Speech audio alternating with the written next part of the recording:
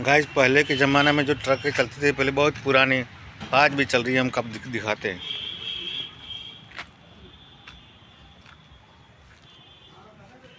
आगे मुंह वाली है, देखिए।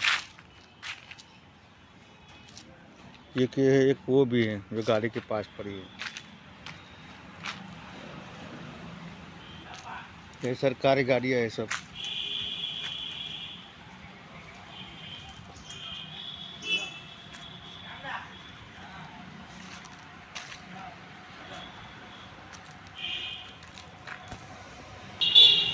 इस गाड़ी को आज हम चलाएंगे।